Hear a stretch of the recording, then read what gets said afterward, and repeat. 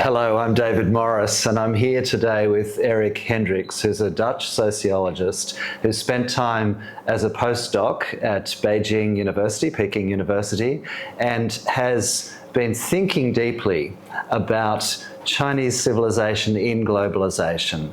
And I want to probe with you, Eric, whether China and the West can find a way to understand each other, whether we're destined for a clash of civilizations or whether there's some way we can coexist, maybe even cooperate, which requires us to unpick a little bit what is Chinese civilization? How does China see itself and the world?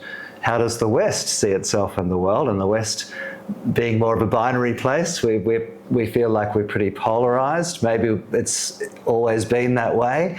But there's lots to unpick here. But I want to start by asking you about what you've found from your research about Chinese conceptions of itself and its place in the world. Yeah, thanks, David. So Chinese studying, so I'm currently writing a book about Chinese world conceptions, and I look at how the Chinese are trying to reconceptualize globalization and world order. Now, if you study globalization and theories about globalization comparatively, China is a very interesting case because until fairly recently, that is the early 20th century, the late 19th century, Chinese intellectuals conceived China as the world. That is, they were of course aware that there were places outside of the direct control of the Chinese emperor, but these were demoted, trivialized, because they were barbarian. And so the notion was that the central plain, the Zhonghua or the Zhongguo, the Middle Kingdom, the Middle Kingdom or the Central Plains, were grounding and especially of course the court of the emperor within that, were grounding the world as a world.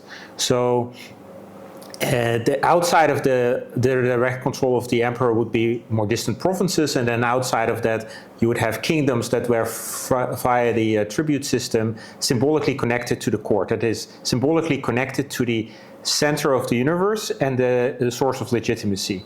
So, and then everything outside of that didn't really count because it was outside of it didn't have the linkage with the center. So this way of conceiving world order is actually typical for large empires. It's somewhat similar to how the Holy Roman Empire saw itself in the Middle Ages, because it saw itself as the carrier of the true faith, hence a civilization as such. So even though the Holy Roman Empire was just a little part of Europe, and they were aware that there were other major kingdoms around them, the Holy Roman Empire, its elites, and also the neighboring kingdoms together had the notion that it was the Holy Roman Empire that carried the world. So for over 1,000 years up to Napoleon, all the European powers, even if Spain was very powerful, even if France was very powerful, they all participated in this system where each country would have a king, but it's only the Holy Roman Empire that could elect an emperor. So if you have this imperial imagination, which is concentric, and then suddenly China is confronted with major Western powers, you have a complete uprooting of the world imagination. And that is what happened in the early 20th century when China started to see itself as a state among states. And actually this was a discovery of states itself, because previously it had not conceived itself as a state, but it has also not seen other states as states, because it hadn't accepted the notion of sovereignty if you think that all legitimacy is grounded in the center, then supposedly sovereign or would-be sovereign kingdoms, you cannot see the sovereign side of that. So there were no states in the Chinese imagination until around 120 years ago. So the state is a Western idea, and China saw itself as more of a civilization, or is that too simplistic? Now they see themselves as a civilization, but actually the civilization comes in later because they first saw themselves as de-civilization. There was no plurality of civilizations. Then they discovered themselves as a state among states, and actually a fairly weak state that needs to fight for itself. And then in recent decades, there's been a notion, yes, we are a state, but we're also the carrier of a particular civilization. But now it's thought in the plural, which is modern, which is romantic, which is cosmopolitan. It's a completely different approach to Chinese civilization, which was not possible before modernity. So we have a radically new situation right now of a Chinese state that sees itself as a state and as a carrier of a particular civilization among civilizations. And that's a very recent imagining, and that's an imagining that was not possible to think just 1.5 centuries ago. So is this partly Deng Xiaoping talking about socialism with Chinese characteristics? Oh yeah, well there we go. Well, it gets very interesting with socialism with Chinese characteristics. But of course the big break is in the early 20th century. Theorists such as Liang Qichao, Kang Youwei, they reconceptualize China as a state, but as perhaps as a special state that has a mission on the world stage, and has always had a lingering presence even among socialism, because during the Maoist era, there was also the notion that China maybe had a global mission, namely to unite the third world against capitalism, and therefore China was now a state, but perhaps it was a world state, a state with a world mission. So the connection world-China was not completely cut off, and this has carried over into the present, where nowadays we have new confusions, imagining China as bringing the Qianxia spirit, the spirit of all under heaven, the kind of cosmopolitan world spirit to the world. And this is a reversal of how the liberal West looked at China, because if you take the most polemical, one-sided, ideologically aggressive accounts from the West on China, it's going to say China needs to connect with the world. China is outside of the world. It's kind of almost semi-barbarian, and it needs to connect with the world. And this is, of course, a vision that was very influential both among Chinese intellectuals and Western intellectuals in, let's say, the 1980s. But now Chinese intellectuals are reversing this and saying, wait, it's not that China needs to become part of the world. China is carrying the world into the world. So this is a notion that some philosophers have. So China, the official political discourse puts China as a state with that carries a particular civilization, that's one civilization among other civilizations. But then there's some theorists that are already saying, no, it's a little bit more than that. There's a world mission here. But it's so interesting to see that in historical perspective, because if you say that China carries the world into the world, you're completely reversing a picture that liberals in the 1980s had, and some liberals had in the early 20th century, where they feel that they had to catch up with the world, or they were not in the world system, or they had to integrate with the world system, where the world system was always implicitly defined as these Western structures. So we've seen in the last decade, under the leadership of Xi Jinping, these new grand pronouncements. They're not called strategies in China, but in a sense to outsiders they look like strategies. This Belt and Road Initiative, the Global Security Initiative, Global Civilizations Initiative, Global Development Initiative now. A series of these conceptions that China has this special role in the world, which I think follows from the points you were making. Is this a natural progression, or are we seeing in the last decade some step change? Well, so things like Belt and Road are very ambivalent, difficult to define, as you know, because it's not. Belt and Road is not one thing. Belt and Road is many different things in many different countries. It can be, on the one extreme, that you had Chinese entrepreneurs on their own initiative, setting up businesses in other parts of the world, and then only at a later stage being included in a Belt and Road Initiative, but it's not really changing anything on the ground, where you could say that then it's just a political center doing a branding activity, and perhaps also trying to take credit for what was really the success of Chinese entrepreneurs and not the success of a political program. But then there are also state-owned companies, Chinese state-owned companies operating abroad with using the diplomatic leverage that the Chinese government has in certain regions. So and then there is some central coordination as well from various places in China. There are various regional desks which try to provide some coordination. So it's very ambivalent what it is, and I always try to tell people who think it's some kind of a world power grabbing plan that it's definitely not that.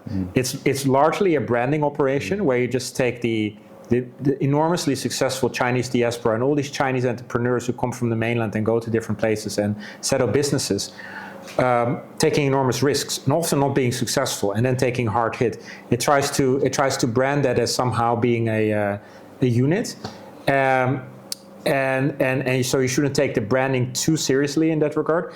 But it's also these individual entrepreneurs all have individual motivations for growing abroad. So they may actually be leaving mainland China because they rather want to explore another world region, right? So let's say very paranoid people in Washington think that these are all pawns of the Communist Party of China, but often it's the most entrepreneurial, most cosmopolitan, most outward-looking people that actually may have left mainland China because they not everything there was to their satisfaction. So these people have radically different personalities, and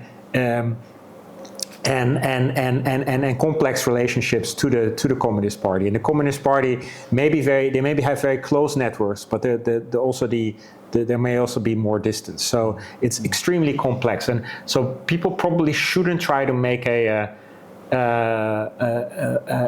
basic general theory of what China wants to accomplish in the world based on a stereotypical, cliched, simplified version of what Belt and Road supposedly is. Mm-hmm. It's probably better to acknowledge the enormous complexity of the actual social connectivity, and then pair that with what Chinese intellectuals and political thinkers are writing about, and then also acknowledge that on the conceptual side there's an enormous plurality. But as I said, there are very fascinating new ambitious new projects in philosophy to reconceptualize world order as something that the China plays a special role in. So they wouldn't go so far as to say that China is the world country or something like that. They wouldn't reintroduce their concentric imperial vision from the imperial days, but they would assign China something like a special role, a little bit analogous to the way American exceptionalists will picture the role of America on the world stage. However, they're also the official party line, the official Xi Jinping thought it still has this notion of multi-civilizational order. So. Yes, I want to ask you more about this question of civilizations, because there has, again, just as with the Belt and Road Initiative, there's been this grand slogan of global civilizations initiative or global civilization initiative. I'm not sure. In Chinese that there's no difference between civilizations. Yes. I think it should be translated as civilizations, because if you read it, it's very adamant about the plurality. Yes, I think in English it makes more sense to use plural, absolutely, because Xi Jinping seems to be telling us there are multiple civilizations, and that China represents one of those. Yes. What does that mean? Is China a special one? Is it a predominant one, or is it one amongst equals? What does it actually mean? Yeah, so that is the big discussion right now in political philosophy departments in Chinese universities. That's what Chinese intellectuals are writing about. So if you take someone like Zhang Shigong, who's a law professor at Peking University, he does legal philosophy, political philosophy. He explicitly takes sides with a type of sinocentric exceptionalism. He uses the word exceptionalism as well in some of his essays. He says China is the carrier of harmony. Chinese civilization has this harmonious civilizational essence that it needs to bring into the world, allowing the world to become a harmonious order. But I want to stop you there, and I want to ask you about how do Chinese people in the Chinese language see this concept of harmony? Because this harmony could be understood in the English language to mean something that is monolithic or monocultural, or can harmony be diversity, which in the Western mind perhaps implies not quite harmony, but coexistence, interdependence, all of those other concepts that we've developed over the last decades to imagine a more diverse world. Are Chinese thinking of a diversity, or are they thinking of a monoculture? Oh, they're thinking about diversity and inclusion. So it's really, that's the center of it. So it's the notion is that they cite Confucius here, and they will say that that they will say that the different instruments of a musical piece, they are different, but they have to work together in making the music. They will have these organic, pluralistic metaphors. Now, of course, harmony is exactly not meant as monolithic, and the accusation in this discourse, in this political discourse, is exactly that it's the West and America that is doing the monolithic, homogeneous missionizing and universalizing, and that their sense of universalism allows for more cultural and civilizational plurality. Of course, if you think very seriously about the categories of universality, empire, diversity, and harmony, good empires, or most empires in history, have always aspired to including different ethnic groups and different cultures, because that's what you do as an empire. Because you're large, you include many people. You have to. So the Chinese court used to have the Qing court used to have a mosque, a Buddhist temple, I think there was something. I think there was a Confucian temple, then there was a Taoist temple. I'm not sure how many temples there were, but there was always a sense that the court brings these different groups together. So the center was not the center of a monolithic ideology, which would be totalitarian, but which was probably what you had under Mao Zedong, where the notion the center is this monolithic ideology, which is Marxist-Leninist centralism. But the traditional notion in Chinese imperialism was always to include different people. It's what all large empires do. It's what the Holy Roman Empire did as well. Like the Holy Roman Empire survived the Reformation, strangely enough, and the 30 Years' War. So one half was Protestant and one half was Catholics, and they had been slaughtering each other. And for some reason, the Holy Roman Empire managed to get everyone back together under one tent. So that's what empires do. So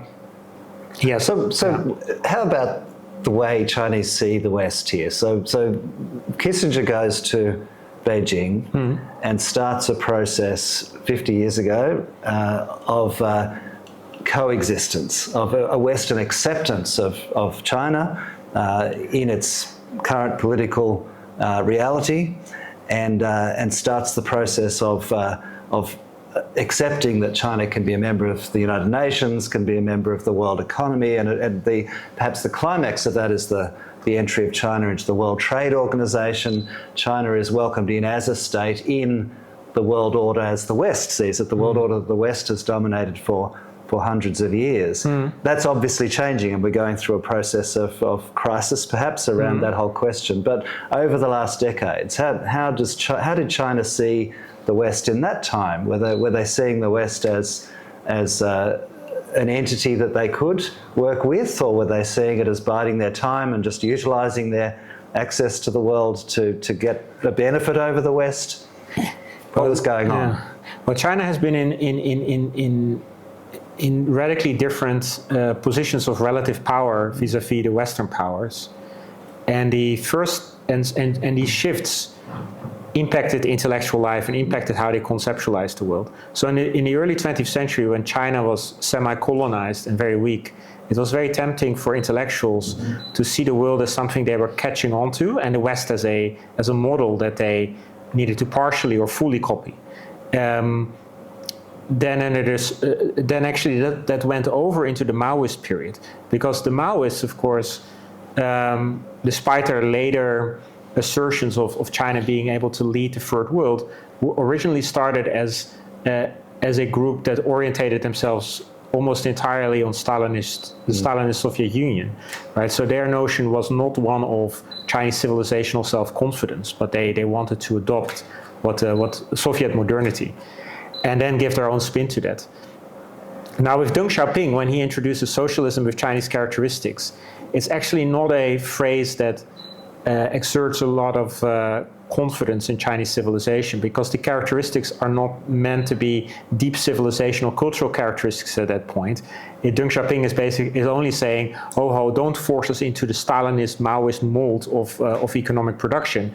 We're going to upgrade our economic system, be a little bit more pragmatic about it. Let's call it with Chinese characteristics. So it's just an assertion of a kind of pragmatism that actually takes all the universalistic pretension out of their ideology. So before they had on the Maoism, there was the notion that maybe we have discovered a socialist model that should be exported throughout at least the third world, right? They were supposed to be leaders of socialism in the third world, and hence the leadership of the world as a whole was supposed to come from the third world. So the Maoist notion is actually universalizing and very ambitious. And then Deng Xiaoping's notion of socialism with Chinese characteristics. He coins that. The Dengists at the time coined that phrase.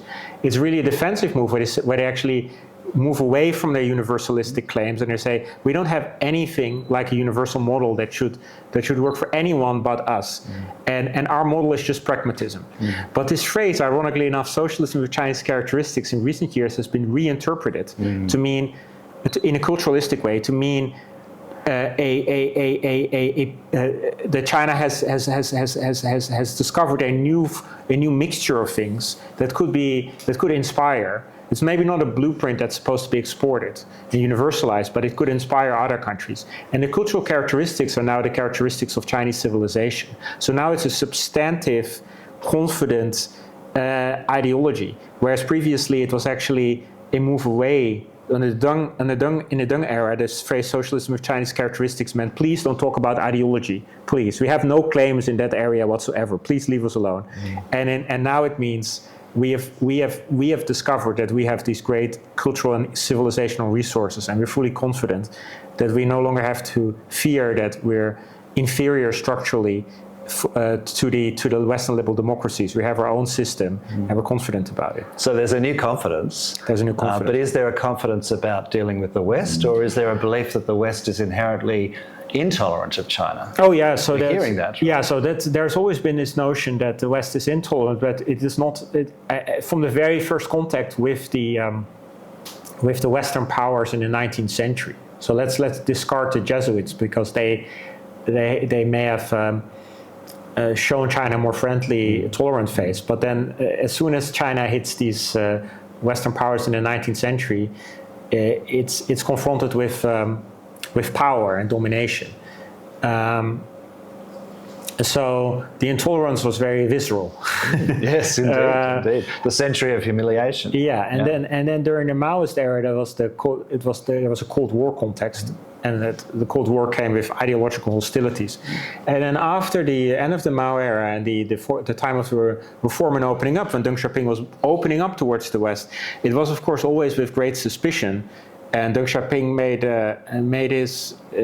made efforts to make sure that the opening up would not result in a new dependencies or weaknesses on the part of China. And this has been the grand strategy, so to speak. So there's always been mistrust towards the West, and there has always been a awareness that the West has these universalizing formulas which are very ideologically aggressive, exactly because they're genuinely held and idealistic. So the originally it was Christianity, which was missionized in China, and the Christian missionaries did great things in China. They helped set up the education system around the turn of the century. So individual missionaries did all kinds of positive things in their interactions with Chinese people. But of course, the notion was always bringing the true faith, right, to the people who haven't accepted the true faith yet. And then the new universalizing ideology became liberal democracy, capitalism, rule of law, human rights. And when you mentioned Kissinger wanted to take it easy on the universalizing ideologies. He realized that these things were coming from particular cultural and historical contexts, and that if you want a peaceful world order, you need to make room for other players that have other histories, other cultural conceptions, other notions of political legitimacy, other traditions. So you need to be pluralistic, at the very least be very patient and polite, and then you have your strategies.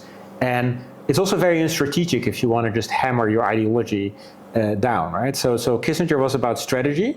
So people know him as the cold-hearted strategist, but he was also someone who cared about peace. And he said, well, it's not just about power and strategy. It's also if you actually want people to do well and have a peaceful world, you need to leave room for each other. But of course, when the West became, when America especially and the West became a little bit, say, they call it the unipolar moment after the Cold War, there was a new hubris, and it translated into very aggressive moralism, and the expectation on the Western side among some groups that China would liberalize and democratize and become in exactly following the Western mold in all regards. And well, I think Chinese people still remember that era. It's not fully over because it's really the power of China. It's becoming the largest industry in the world, in world history, and it's after decades of Chinese politicians and intellectuals telling Westerners, we're not going to follow your model in all the details. We're going to take certain parts of it, but we're not going to take the whole thing. After decades of trying to communicate that to Westerners, I think Westerners are finally getting it. Okay. And now if some Westerners feel betrayed, they're like, whoa, they have switched their attitude. They're like hubristic and chauvinistic now. But of course they didn't. The Chinese side has always communicated this to the Westerners. It's just that it needed a lot of power shifts and a lot of time before it was really, the message was received on the Western side. Perhaps it wasn't a large proportion of the West that was engaging with China for most of that time. So perhaps those who were engaging with China were more aware of that than perhaps the prevailing. Well, I think I have also the let's call it a conspiracy theory that a lot of people at the time who were engaging with China, let's say businessmen, were using the narrative of eventual ideological convergence to get rid of the moralism. So they would be wanting to deal with Chinese partners on a business level, and then they would have this. They would face moralism in their own among their domestic public, saying, "How could you reach out to these horrible people who haven't this horrible state which mistreats the Tibetans, let's say, and represses their religious freedom?" And then, as a businessman, if you want to use a good counter, you'll say, "Well, this interaction that we're having with China actually helps China to converge on liberal democracy. So because we're helping it open up, it's gonna, and then once it's opened up and flourishing and once it develops a middle class, then they're gonna have liberal democracy, and then everything that you're complaining about right now is gonna be fine." But then really they may have not believed that, but they may have just wanting to use that as a shield to protect their business interests. So what's happened in the West in the last 50 years? That we've moved from that pragmatism of Kissinger to a position that seems where we're again finding that we can't really be tolerant of a China that doesn't fit our conception of good governance. So the change in attitude came around 2015, and it's moved from America to the rest of the Western world. If you look at Pew reports, so the Pew polls, those are done where they ask this really generic, stupid question, really: do you like this country or do you not like it? I mean, superficially it makes no sense, this question, right? But and it doesn't really tell you anything about what people are really thinking, right? But the relative shifts from year to year indicate shifts in mood. Before 2015, Germany was by far the most critical country, the most towards China. Why? Because a lot of Germans associated China with Eastern Germany. America was by far the most popular country.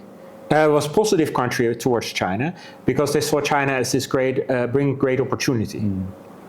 Then the mood shifts, and it starts shifting in America, and then it has impacts other Western countries.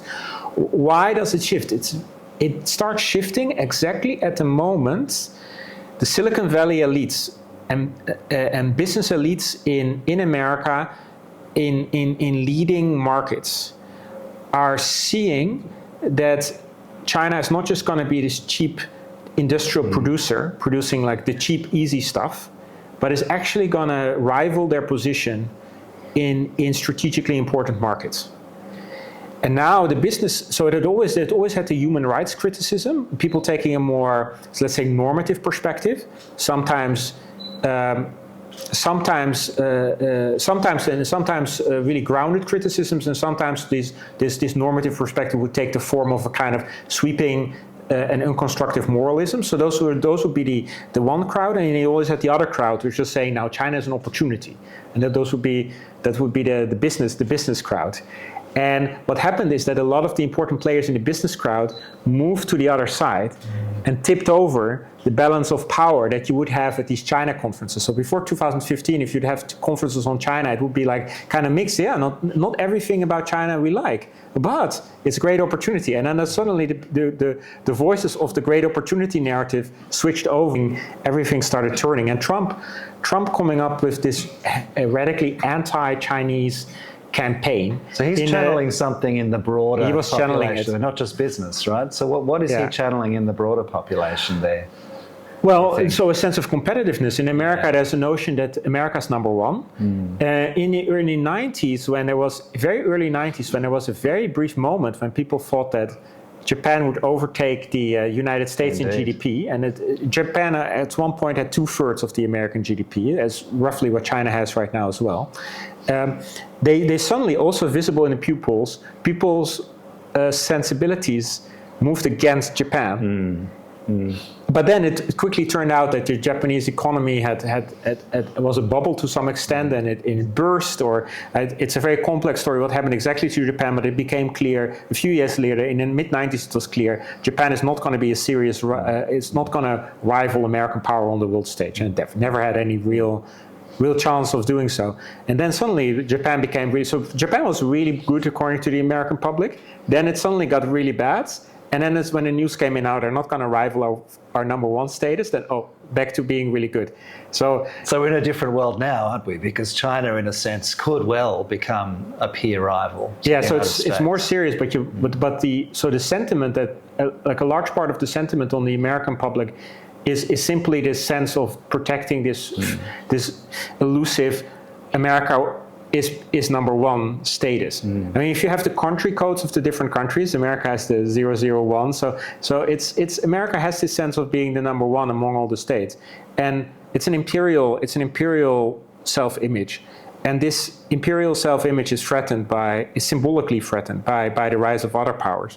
Is it even deeper than this, though? Because you were telling us about Chinese civilization. So what about Western civilization? I mean, is it a deeper question that Western civilization feels threatened by the rise of a different civilization? This is unprecedented, really. Yeah. Well, for hundreds of years. In my experiences, Europeans feel a lot less threatened, because if Europeans worry about things, they worry about concrete things, like British people worry about Huawei building telecom infrastructure.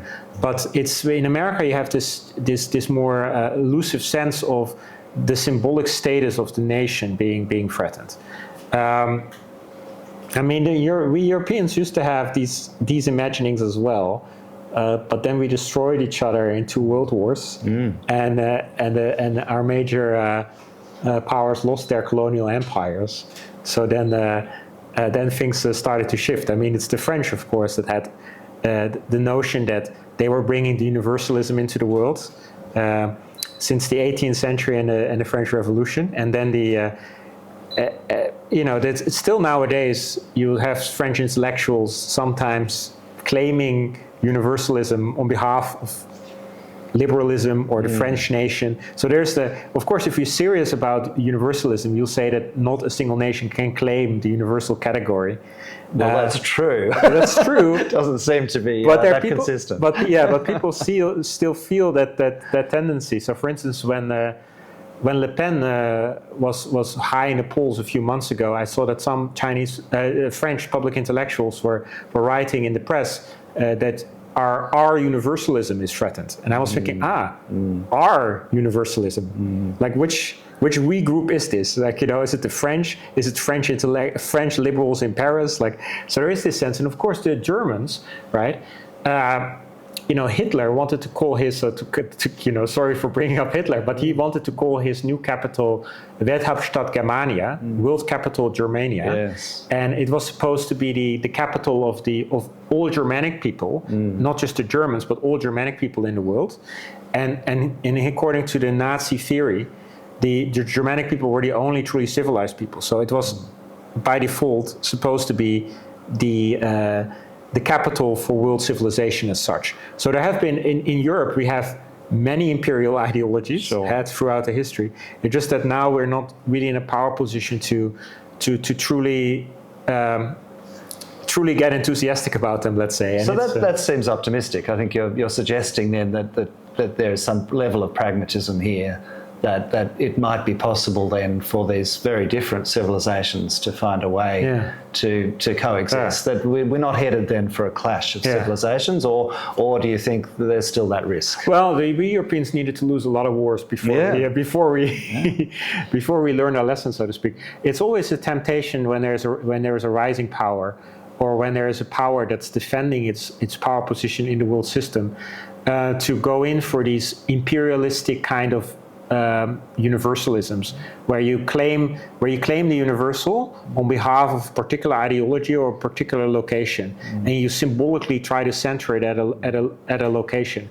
So, for example, I'm always very suspicious of people who say, in New York is everything comes together, and it's every part of the world is in New York in a micro version. So actually, New York is a great city, and there's something to that, right? Because there's so much vibrancy. But at the same time, I'm thinking, so you're claiming New York is sort of the carrier of the world, right? If the whole world is in New York. So there are these imperial logics slipping in. People really like grounding order in a center, because we have the problem with the world is that the Earth is that we have it's a globe. So there's no center. It's unless you're in the lava in the middle somewhere. So that's so technically there is no center.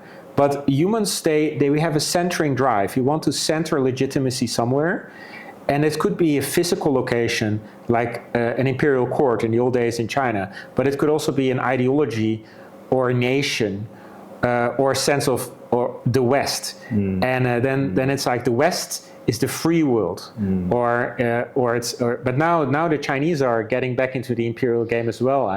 In a more sophisticated way than they used to. The discourse is much more sophisticated now because they realize that there is other civilizations. But there's also a temptation for Chinese intellectuals to say, well, our civilization is not just a civilization, but it's the civilization that creates space for all the other civilizations to flourish. And hence, yes, we acknowledge the other, but ultimately the thing that carries the world as a world is our thing. Yes. There's a lot to think about here, isn't there? It's a very interesting topic. I want to ask you one more question, because we're sitting here in the Danube Institute in Hungary, and Hungary has taken quite a different position from the rest of the European Union in its relationship that it's been building with China. And so we could say, if we were critics sitting in Brussels, we could criticize Hungary for linking itself so strongly to China and using some of the Chinese language, perhaps, which you've written about. If we were Hungarian, we might say, well, isn't Hungary being very clever here because it's developing all this trade and investment with the second biggest economy in the world? It's all very contested in the international discussion of Hungary, but since we're sitting here, how do you see it, and how do you see what the Hungarians are doing with their relationship with China? Yeah, so the Hungarian relationship with China is very interesting. Hungary arguably has the best China relations of all EU countries. There are material, as I've written, there are material and symbolic dimensions to this. So materially, economically, it's beneficial to have these business relationships with China, because the Chinese are setting up battery factories, electric vehicle factories that provides jobs in Hungary, it provides economic dynamism. You could say that the Chinese are building an industrial hub that could be a bridgehead for Chinese industry in the EU zone. And it could be an enormous win-win for both the Chinese and Hungarians. But then there's more going on. The Hungarian concept is connectivity. Connectivity between civilizations, between different political systems, because the Hungarians have become convinced of this multipolar vision. They believe that it's the unipolar moment is really over. The Western sense of the end of history, or things converging on the Western model, that time period is ending, and we are hitting a multipolar era. And of course, a lot of people will say, oh yeah, multipolarity, yeah, sure. And people can acknowledge that superficially. But if you think it through, multipolarity means that the interactions you have cannot be on the basis of the Western standards and norms and platforms cannot forever define the space of communication between civilizations and political systems. So it's one thing for Western IR theorists to acknowledge that there is a multipolar rise in the sense that there are more.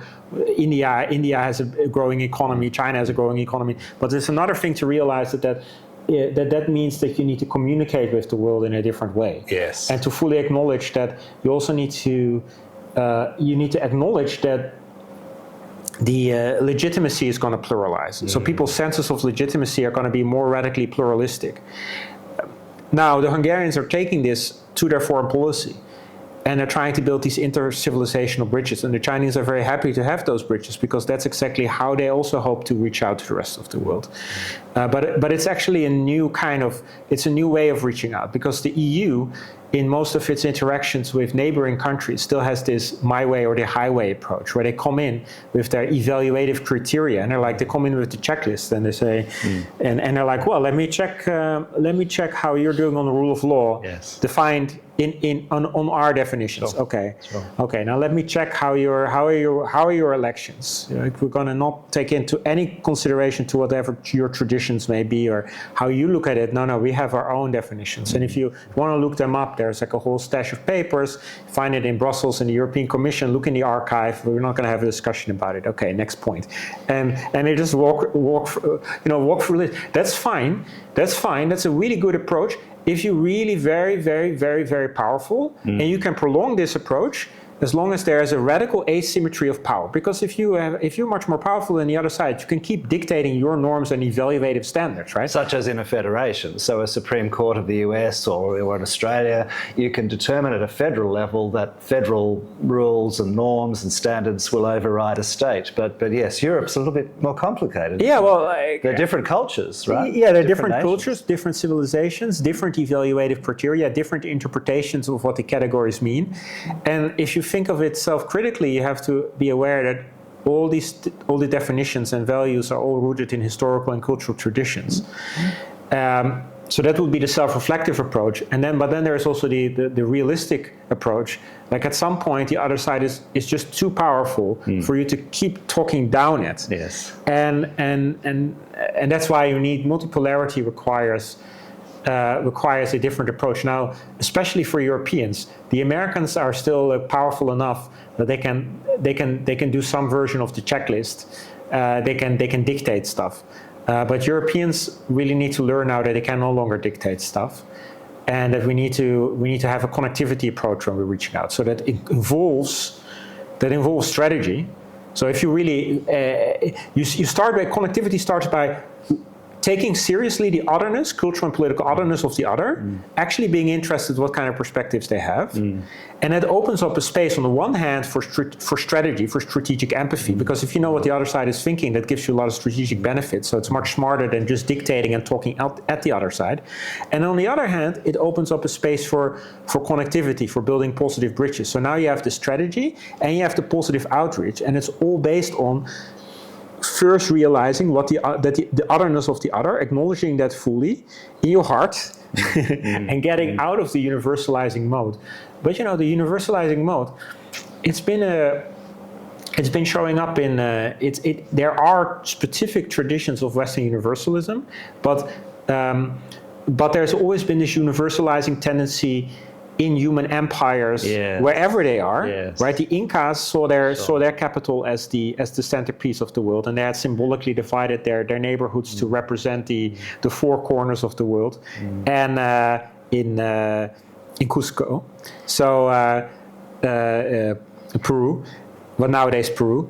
And so the Chinese are falling for this now, but they're at a different stage. They're coming. So what their challenge will be to keep the wisdom that there is a pluralism of civilization, to keep this wisdom as long as possible, and to resist their temptation to create a new imperial imaginings where they universalize and talk at people, but they're not at that stage yet. But there's the temptation, and the West we're moving in the opposite direction because we've been universalizing and being in our imperialist self-confidence for a very long time, and now we have to get out of it. And this imperial self-confidence, first it was these large European colonial empires which had a civilizing mission, like the Brits had the civilizing mission, right? But now it's more in the ideology. It's a particular Western sense of liberalism that is the future of humanity. It's what Fukuyama calls the end of history. It's this end of history thinking is the predominant mode of imperialist thinking in the contemporary West. So we need to have a little bit more realism, a little bit more self-reflection, and we really need dialogue. We need interconnectivity. Yeah. So thank you so much, Eric. That's just been the most fascinating discussion. No, I hope thanks. we can continue this again another time. Oh, thank you. Thank you. Hey.